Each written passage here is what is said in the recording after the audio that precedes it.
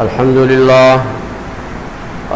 لله نحمده ونستعينه ونستغفره ونعوذ بالله من شرور أنفسنا ومن سيئات أعمالنا من يهده الله فلا مضل له ومن يضلله فلا هادي له وأشهد أن لا إله إلا الله وحده لا شريك له وأشهد أن محمدًا عبده ورسوله يا أيها الناس اتقوا ربكم الذي خلقكم من نفس واحدة وخلق منها زوجها وبث منهما رجالا كثيرا ونساء واتقوا الله الذي تساءلون به والأرحام إن الله كان عليكم رقيبا يا أيها الذين آمنوا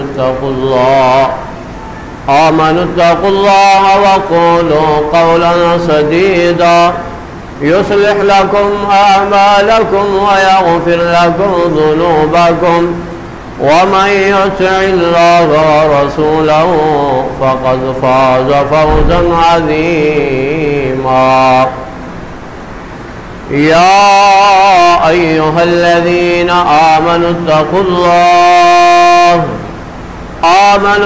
الله حق تقاته ولا تموتن إلا وأنتم مسلمون أما بعد فإن أحسن الكلام كلام الله وأحسن الهدي هدي محمد صلى الله عليه وسلم وشر الأمور محدثاتها وكل محدثة بدعة وكل بدعة ضلالة وكل ضلالة في النار اللهم انفعنا بما علمتنا وعلمنا ما ينفعنا وزدنا علما رب اشرح لي صدري ويسر لي أمري واحلل عقدة من لساني يفقهوا قولي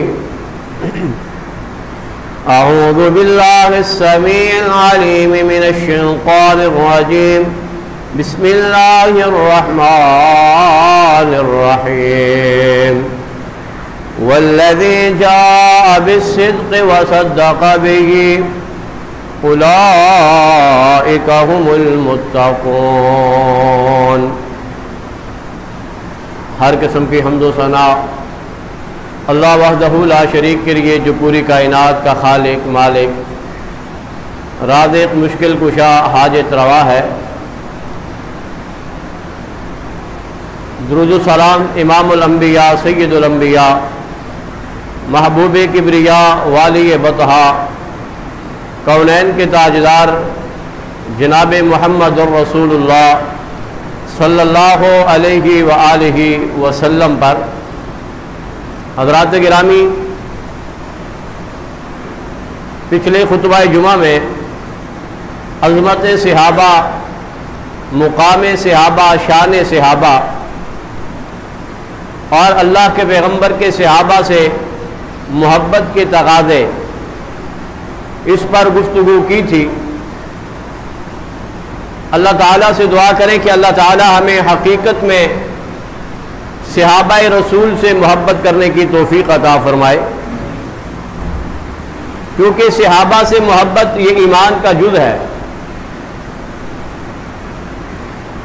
آپ علیہ الصلاۃ والسلام کے صحابہ سے عقیدت اور ان سے لگاؤ، کیونکہ ایک صحابی رسول آپ علیہ الصلاۃ والسلام کے پاس آئے اور آ کر کہنے لگے کہ یا رسول اللہ قیامت کب قائم ہوگی؟ تو انہوں نے کہا، اللہ کے پیغمبر نے فرمایا تیری قیامت کی کیا تیاری ہے؟ تو صحابی رسول کہنے لگا، اے اللہ کے پیغمبر اللہ اور اللہ کے رسول سے، آپ سے محبت ہے، تو اللہ کے پیغمبر نے فرمایا کہ قیامت کے دن انسان انہی کے ساتھ ہوگا جن کے ساتھ محبت کرتا ہوگا۔ تو میرے محترم بھائیوں، صحابہ کرام رضوان اللہ علیہ مجمعین کے ساتھ محبت، یہ اس بات کی دلیل ہے کہ ہمارے دلوں کے اندر ایمان موجود ہے، اور انشاءاللہ یہ محبت قائم رہے گی، یہ محبت دائم رہے گی، اور اسی محبت کے نتیجے میں اگر ہم دنیا سے چلے گئے اللہ کے پیغمبر اور پیغمبر کے صحابہ سے محبت کرتے ہوئے، تو انشاءاللہ قیامت کے دن اللہ اپنے پیغمبر کے صحابہ کا ساتھ نصیب فرمائے گا۔ آج کا جو میرا موضوع ہے وہ ہے خلیفہ اول جناب سیدنا ابو بکر صدیق رضی اللہ تعالی عنہ کا مقام و مرتبہ، کہ اللہ تعالیٰ نے پیارے ابو بکر صدیق کو کیا مقام دیا تھا، کیا مرتبہ اور کیا شان عطا کی تھی۔ جانثار رسول، یار غار،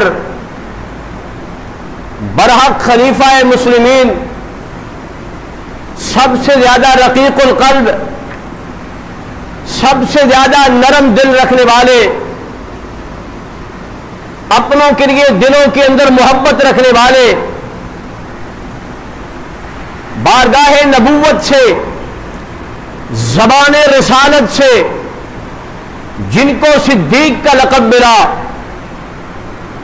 جناب سیدنا ابو بکر صدیق رضی اللہ تعالی عنہ۔ قرآن مجید کی جو آیت کریمہ میں نے آپ کے سامنے تلاوت کی ہے، والذی جاء بالصدق وصدق بہ اولئک هم المتقون،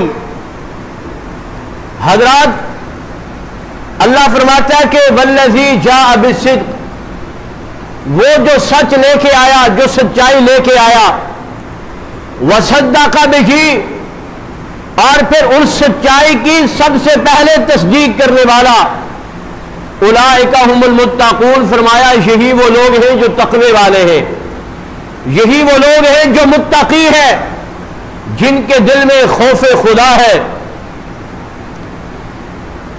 آقا نامدار علیہ الصلوۃ والسلام جب آپ نے اپنی دعوت کا آغاز کیا تو سب سے پہلے پیغمبر کی دعوت کو قبول کرنے والے جناب سیدنا ابو بکر صدیق نظر آئیں گے۔ حضرات جب اللہ کے پیغمبر نے معراج کیا اور جب معراج سے واپس آئے تو اللہ کے پیغمبر نے جب تذکرہ کیا، اپنے سفر سے لوگوں کو آگاہ کیا، تو لوگوں نے آپ کا مذاق اڑایا، تکذیب اور آپ کو جھٹلانا شروع کر دیا۔ اور جب یہ بات جناب سیدنا ابو بکر صدیق رضی اللہ تعالی عنہ کے پاس پہنچی تو پوچھنے والے نے پوچھا، کہا ایک شخص وہ اس بات کا دعویٰ کر رہا ہے کہ میں راتوں رات 7ویں آسمان پہ گیا اور پھر واپس آ گیا۔ جناب سیدنا ابو بکر صدیق سے جب اس نے یہ کہا کہ یہ بات کہنے والا محمد الرسول اللہ صلی اللہ علیہ وسلم ہے، تو حضرات جناب سیدنا ابو بکر صدیق نے اس بات کو فوراً تسلیم کیا اور اس بات کی فوراً تصدیق کی، اس لیے کہ آپ علیہ الصلوۃ والسلام کی نبوت میں ایمان لا چکے تھے۔ وہ جانتے تھے کہ اللہ کے پیغمبر نے اگر یہ بات کہی ہے تو میرا پیغمبر کوئی بات غلط نہیں کہتا، یہ آسمان والے نے آپ کو سفر کروایا۔ زبان نبوت سے آپ کو جو صدیق کا لقب ملا، آپ علیہ الصلوۃ والسلام، انس بن مالک کہتے ہیں کہ آقا نامدار علیہ الصلوۃ والسلام احد پہاڑ پہ کھڑے تھے اور احد پہاڑ نے ہلنا شروع کر دیا اور یارو سنو، جناب سیدنا ابو بکر صدیق میرے پیغمبر کے ساتھ احد پہاڑ نے ہلنا شروع کر دیا تو میرے پیغمبر نے احد پہاڑ سے مخاطب ہو کے کیا کہا؟ کہا اثبت احد فإنما عليك نبي وصديق وشهيدان. فرمایا اے احد پہاڑ رک جا، ٹھہر جا، تو نہیں جانتا فإنما عليك نبي، تیرے اوپر پیغمبر کھڑا ہے، تیرے اوپر نبی کھڑا ہے، وصدیق، اور میرا پیغمبر زمانے نبوت سے کہہ رہا ہے. کہا ہے پہاڑ رک جا، ٹھہر جا، تیری پشت پہ تیرے اوپر نبی کھڑا ہے اور نبی کی تصدیق کرنے والا ابو بکر کھڑا ہے. اور یارو جس کو میرا پیغمبر صدیق کہے، جس کے بارے میں رب کا قرآن کہے وصدق بہ، جو سب سے پہلے پیغمبر کی نبوت کی تصدیق کرنے والا، ان کا مقام و مرتبہ، ان کی شان اور ان کی عظمت کیا ہے؟ زمانے نبوت سے جناب سیدنا ابو بکر صدیق کو جہنم سے آزادی کا سرٹیفکیٹ جاری ہو جاتا ہے. آج جناب سیدنا ابو بکر صدیق کے خلاف زبان درازیاں کی جاتی ہے، آپ کے خلاف کیچڑ اچھالا جاتا ہے اور آپ کی ذات مقدسہ کے خلاف بکواسات کیے جاتے ہیں. اور یارو جس کو میرا پیغمبر زمانے نبوت سے اس بات کی گارنٹی دے کہ اے صدیق تجھے عرش والے نے جہنم سے آزاد کر دیا ہے، کیا مقام ہوگا؟ سیدہ عائشہ صدیقہ رضی اللہ تعالی عنہا کہتی ہے ایک مرتبہ سیدنا ابو بکر صدیق میرے بابا آقا نامدار کے پاس آئے، اور اللہ کے پیغمبر کے پاس جب سیدنا صدیق تشریف لائے تو اللہ کے پیغمبر نے کیا کہا؟ فرمایا انت عتیق اللہ من النار فیومئذ سمی عتیقا. ترمذی شریف کی حدیث ہے اور امام البانی نے اس کو صحیح قرار دیا ہے. اما عائشہ صدیقہ کہتی ہے میرے بابا آئے اور آقا انعامدار نے کہا اے صدیق انت عتیق اللہ من النار، آسمان والے نے تجھے جہنم سے آزادی کا سرٹیفکیٹ دے دیا ہے، جہنم کی آگ تیرے اوپر حرام کر دی ہے.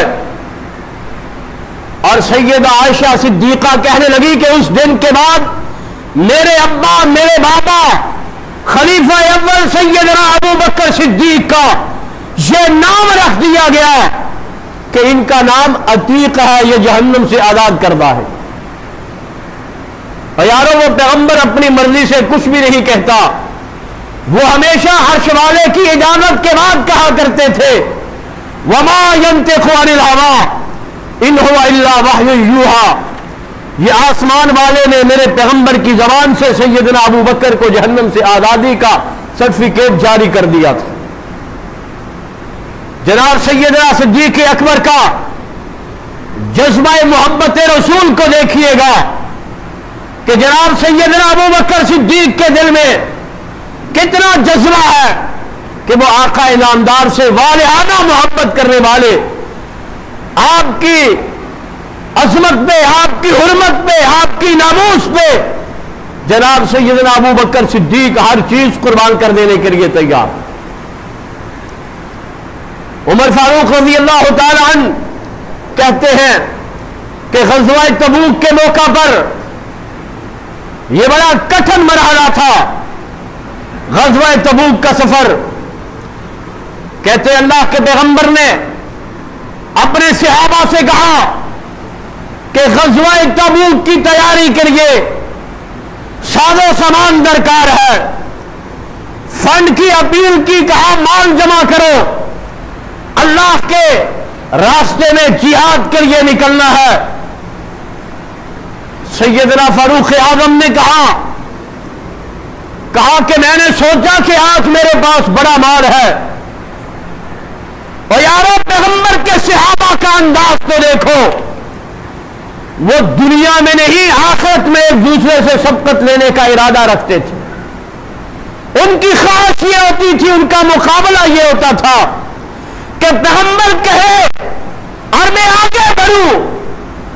آج ہم تو دنیا کے حصول کے لیے ایک دوسرے کی گردنیں پھلانگ رہے ہیں، لیکن پیغمبر کے صحابہ کا شوق یہ ہے کہ ہم جنت کے حصول کے لیے اور آخرت کو حاصل کرنے کے لیے، رب کی رضا کو پانے کے لیے ایک دوسرے سے آگے بڑھے۔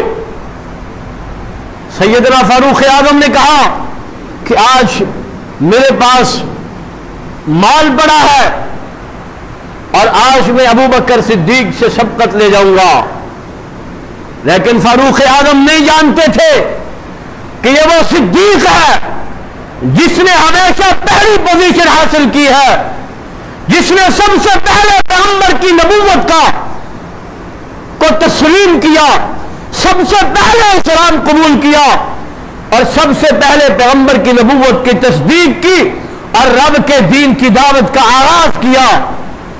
ہر میدان میں سیدنا صدیق پہلے نمبر پہ نظر آئیں گے۔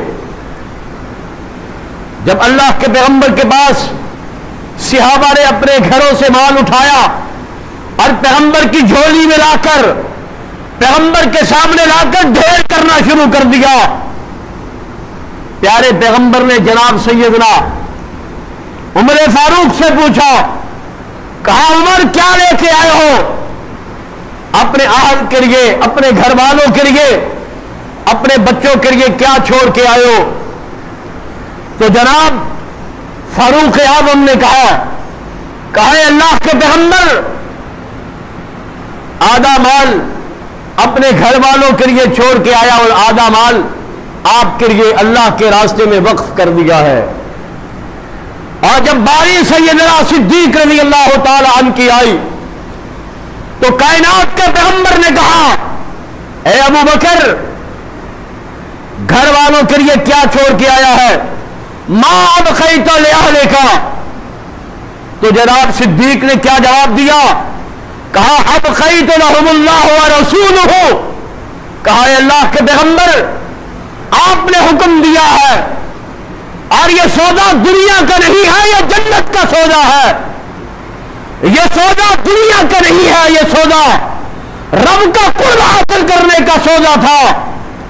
اے کائنات کے پیغمبر، آپ نے کہا تو ابو بکر اپنے گھر پہ اپنے گھر والوں کے لیے اللہ اور اللہ کے رسول کی محبت چھوڑ کے آیا ہے۔ جو کچھ میرے پاس تھا سارا آپ کی جھولی میں لا کر ڈھیر کر دیا ہے، اللہ اور اللہ کے رسول کی محبت چھوڑ کے آیا۔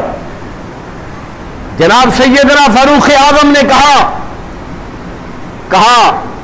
کہ دنیا زندگی میں کبھی سیدنا ابو بکر صدیق سے آگے نہیں بڑھ سکوں گا۔ کہنے لگے کہ آج کے بعد کبھی بھی سیدنا ابو بکر صدیق سے نیکیوں میں آگے نہیں بڑھ سکوں گا، سبقت نہیں دے سکوں گا۔ یہ وہ ابو بکر صدیق ہے جنہوں نے پیغمبر کے کہنے پہ دنیا کی ہر چیز اللہ کے پیغمبر کے سامنے لا کر ڈھیر کر دی۔ یار غار کا لقب جناب سیدنا ابو بکر صدیق کو ملا، اور یارو اسلام بھی پہلے قبول کیا، دعوت بھی پہلے پیش کی، اور جب میرے پیغمبر کو ستایا گیا، جب پیغمبر کے چاہنے والوں کو ستایا جا رہا تھا، تو جناب سیدنا ابو بکر صدیق سے رہا نہیں جاتا تھا۔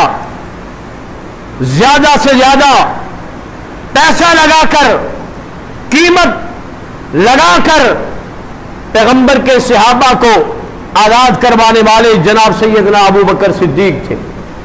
اور جب میرے پیغمبر کو ہجرت کا حکم ہوا کہ اے پیغمبر، آپ مکہ کی سرزمین سے ہجرت کر جائیے اور مدینے کا رخ اختیار کیجئے، تو اللہ کے پیغمبر نے سب سے پہلے جس ساتھی کا انتخاب کیا، اور یارو جس کا تذکرہ آسمان والا اپنی کتاب میں کر رہا ہے، سب سے پہلے یہ پیغمبر کا اعتماد تھا، یہ پیغمبر کی محبت کا نتیجہ تھا کہ اگر آپ کا انتخاب کیا کہ میرا وفادار کون ہے، اور یہ وفادار اور یہ انتخاب آسمان والے کی طرف سے تھا۔ اللہ کے پیغمبر نے سیدنا ابو بکر صدیق کو ساتھ لیا۔ اور یارو آج لوگ کہتے ہیں کہ صحابہ کے خلاف اختلاف تھا، اور بستر میں سیدنا علی المرتضی کو لٹایا اور اپنے ساتھ سفر میں سیدنا ابو بکر صدیق کو لیا، اور پھر جب آپ غار کے اندر، اور یہ وہ صدیق ہے جس کی جھولی میں اور جس کی جھولی میں پیارے پیغمبر کا سر مبارک ہے، اور غار کا ساتھی سیدنا ابو بکر صدیق ہے۔ اور یارو یہ محبت کا نتیجہ اور محبت کا انداز تو دیکھو، سیدنا ابو بکر صدیق کے پاؤں پہ کوئی کیڑا، سانپ یا بچھو دھس جاتا ہے، آپ کو درد ہوتا ہے، آپ کو تکلیف ہوتی ہے، آپ اپنے پاؤں کو حرکت نہیں دیتے کہیں پیغمبر کی نیند خراب نہ ہو جائے، کہیں پیغمبر کا آرام میں خلل نہ پیدا ہو جائے۔ اور بالآخر سیدنا ابو بکر صدیق سے رہا نہ گیا، اور وہ درد برداشت نہ کر سکے، آنکھوں سے آنسو ٹپکا، چہرہ انور پہ پڑا۔ اور یارو وہ صدیق ہے جس کا آنسو گرے تو چہرہ پیغمبر کا ہو۔ پیغمبر کے چہرہ انور پہ صدیق کا آنسو گرا، نبی کی آنکھ کھلی، کہا ابو بکر کیا مسئلہ ہے؟ کہا اللہ کے پیغمبر یہ کیفیت ہے، یہ مسئلہ ہے۔ اور پیارے پیغمبر نے اپنا لعاب دہن سیدنا ابو بکر صدیق کی ایڑی پہ لگایا، آپ کو آرام آ گیا۔ تو اللہ تعالیٰ نے اس یار غار کا تذکرہ قرآن میں کیا ہے، فرمایا ثانی اثنین اذ ہما فی الغار اذ یقول لصاحبہ لا تحزن ان اللہ معنا۔ اے ابو بکر پریشان نہ ہونا، غمزدہ نہ ہونا، لا تحزن ان اللہ معنا۔ اے ابو بکر ایک تو ہے، ایک میں ہوں، اور ایک ہمارا رب ہمارے ساتھ۔ یار غار سیدنا ابو بکر صدیق، سفر ہجرت کا ساتھی سیدنا ابو بکر صدیق رضی اللہ تعالی عنہ، اللہ کے پیارے پیغمبر صلی اللہ علیہ وسلم کی وفات کے بعد جناب سیدنا ابو بکر صدیق کا منہج کیا تھا، آپ کی دعوت کیا تھی؟ جناب سیدنا ابو بکر صدیق نے جس دن اللہ کے پیغمبر کی وفات کی خبر ملی، صحابہ کے لیے سب سے زیادہ غم کا اور دکھ کا وہ دن تھا۔ اور یارو اگر کسی کی شہادت پہ، کسی کی وفات پہ اگر ماتم کرنا ہوتا، اگر گریبان چاک کرنا ہوتا، اگر وغیرہ کرنا ہوتا، تو میرے پیغمبر کی وفات پہ نبی کے صحابہ کرتے۔ لیکن صحابہ سے یہ غم، یہ دکھ اور یہ جدائی برداشت نہ ہو سکی۔ بڑے بڑے جلیل القدر صحابہ، یہاں تک کہ خلیفہ دوم سیدنا عمر فاروق رضی اللہ تعالی عنہ بھی اتنا بہادر اور دلیر شخص ہے، لیکن آپ بھی اس بات کو تسلیم کرنے کے لیے تیار نہیں تھے۔ یہاں تک کہ سیدنا فاروق اعظم نے کہا کہ سنو، جو یہ بات کہے گا کہ اللہ کے پیغمبر کا انتقال ہو چکا ہے، کہا میں اس کی گردن اڑا دوں گا۔ یہ محبت کا نتیجہ بھی ہے کہ وہ پیغمبر کی جدائی کو برداشت نہیں کر سکتے تھے۔ اب یہ اختلاف اور یہ بہت بڑا مسئلہ بن گیا تھا کہ نبی کے جانے کے بعد صحابہ کے درمیان اس طرح کی باتیں اور اس غم اور دکھ کی کیفیت میں نبی کی امت کو، نبی کے یاروں کو حوصلہ دینے والا کون شخص ہے؟ میں تو یہ کہتا ہوں اس کا انتخاب بھی آسمان والے نے کیا۔ پیارے ابو بکر صدیق، سید عائشہ صدیقہ رضی اللہ تعالی عنہا کہتی ہے کہ سیدنا ابو بکر صدیق اپنی سواری پہ سوار ہو کر مسجد نبوی میں آئے اور حجرہ عائشہ میں ڈائریکٹ آئے, کسی سے کوئی بات نہ کی.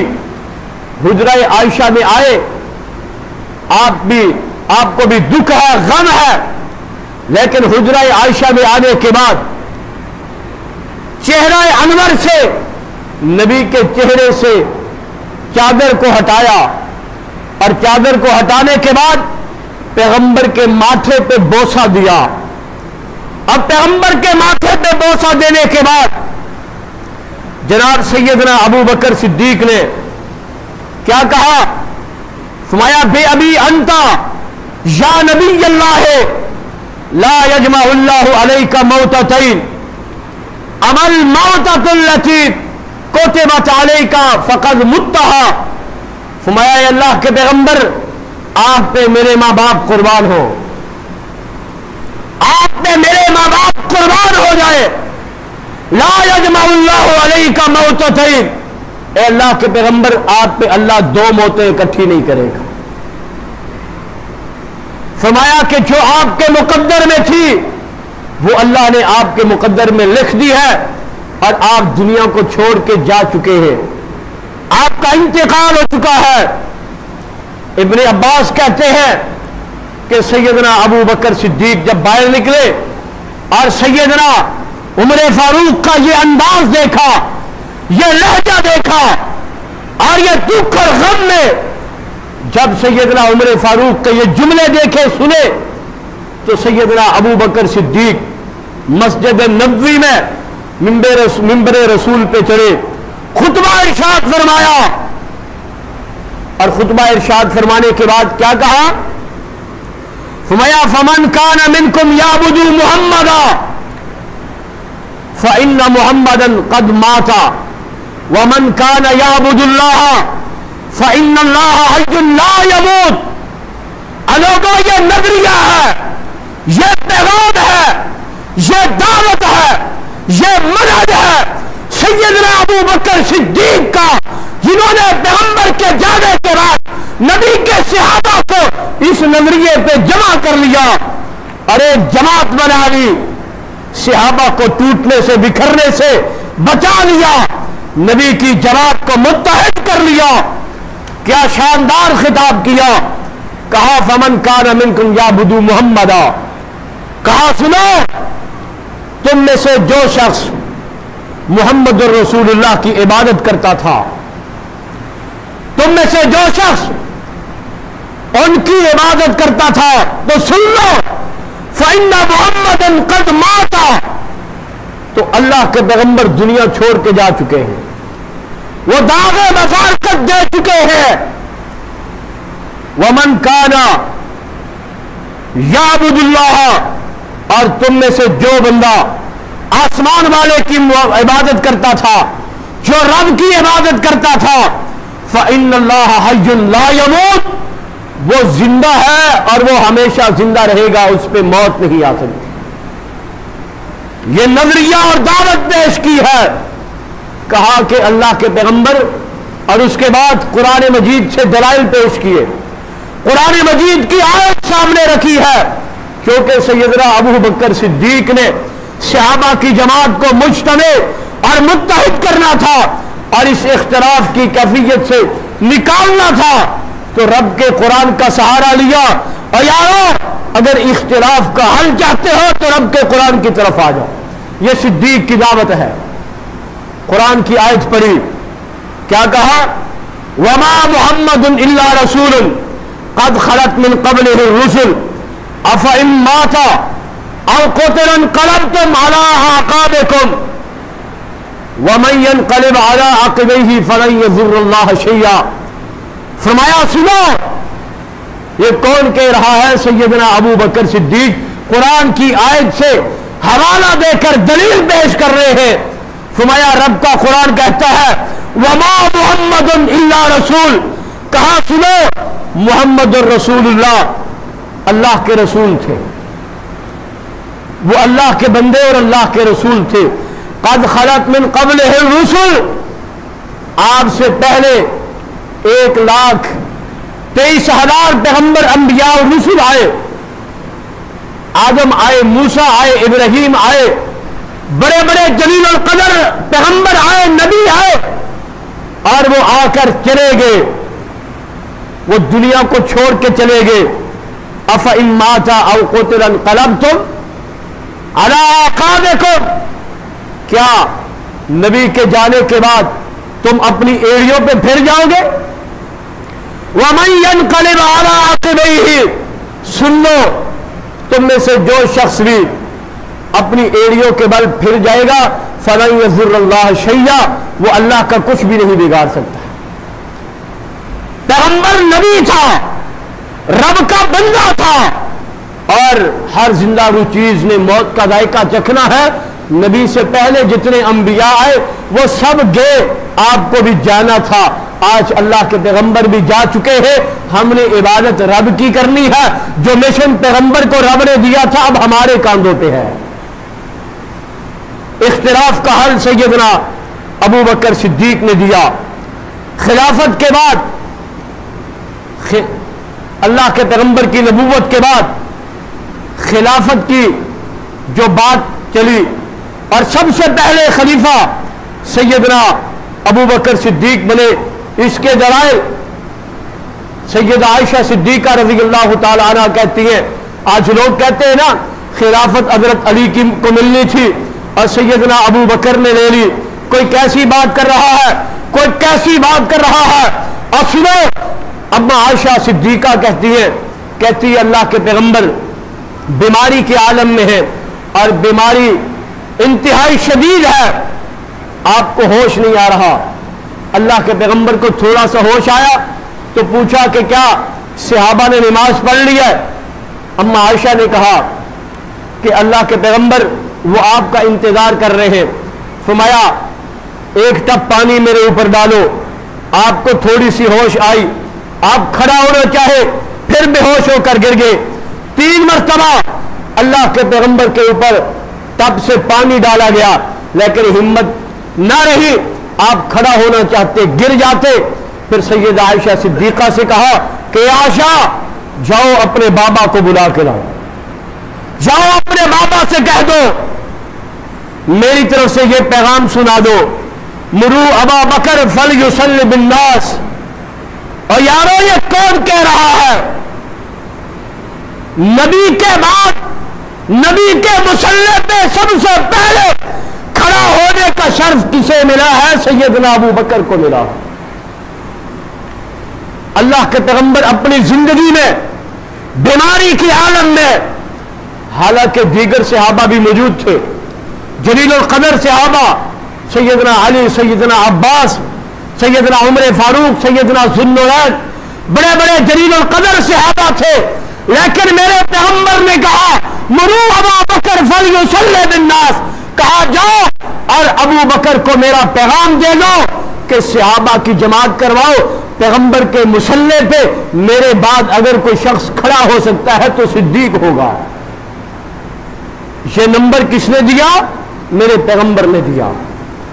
और उसके बाद अल्लाह के प्यारे पैगंबर सल्लल्लाहु अलैहि वसल्लम ने, आयशा सिद्दीका कहती है कि अल्लाह के पैगंबर ने जब आपकी जिंदगी के आखिरी मराहिल थे, मरदुल मौत की कैफियत थी, तो अल्लाह के पैगंबर ने क्या फरमाया?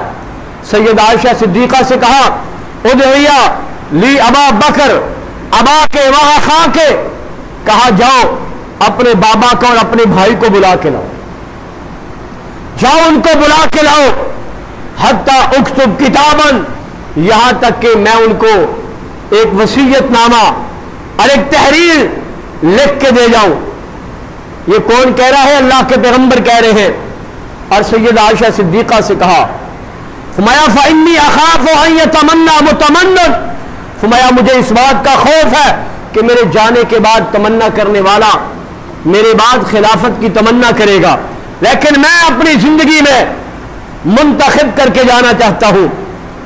वयक़ूलु क़ाइलुन, और वयक़ूलु क़ाइलुन अना औला वयअबल्लाहु वलिल मुमिनूना इल्ला अबा बकर, फरमाया کہ کہنے والے بہت کچھ کہیں گے، تمنا کرنے والے تمنا کریں گے، لیکن اللہ کے پیغمبر نے فرمایا کہ اللہ اور اللہ کے رسول اور مومنون فرمایا کہ ابو بکر کے سوا سب کا انکار کرتے ہیں، یعنی کہ سب سے پہلے پیغمبر کے بعد، نبوت کے بعد اگر خلافت کا منصب کسی کو ملے گا تو جناب سیدنا ابو بکر صدیق کو ملے گا۔ تو میرے محترم بھائیو، جناب سیدنا ابو بکر صدیق رضی اللہ تعالی عنہ کا مقام مرتبہ یہ بڑا بلند و بالا ہے۔ ٹائم ختم ہو چکا ہے، میں انشاءاللہ اگلے جمعے میں سیدنا ابو بکر صدیق کی سیرت پہ پھر گفتگو کروں گا، اور جو جناب سیدنا ابو بکر صدیق کے فیصلے تھے، جو آپ کی بصیرت تھی، جو آپ کو اللہ نے ملکہ دیا تھا، جو آپ کے فیصلے تھے، اور آپ کی دور خلافت میں اسلام کو کتنی قوت ملی، کہاں کہاں تک آپ نے اسلام کو پھیلایا ہے، اور نبی کے صحابہ کے درمیان پڑنے والے اختلافات کا جو حل سیدنا ابو بکر صدیق نے نکالا، انشاءاللہ اس پہ گفتگو کروں گا۔ اللہ سے دعا ہے اللہ ہمیں نبی کے صحابہ سے حقیقت میں محبت کرنے کی توفیق عطا فرمائے۔ وما توفیقی الا باللہ۔